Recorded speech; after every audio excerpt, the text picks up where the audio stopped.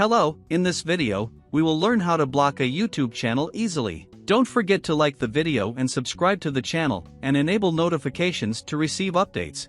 First, open the YouTube application. Here, you will see many suggested videos that you're not interested in. For example, I don't want to see this type of video again because I'm not interested in this kind of content. I will click on the three dots and select Not Interested. Here, YouTube will take action. It will show you fewer videos like this. You need to repeat the same process until YouTube understands the type of videos you're not interested in and stops suggesting them to you. To cancel, click here. Second, you want to stop receiving recommendations from a specific channel. Click here. Then click on Don't Recommend Channel. If you want to prevent any channel from commenting on your videos, just go to the channel. Click on the three dots. Select Hide User from Channel. And click on Hide User.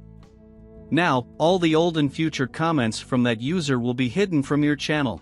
I hope you liked the video. Subscribe now and enable notifications to receive updates. See you in the video.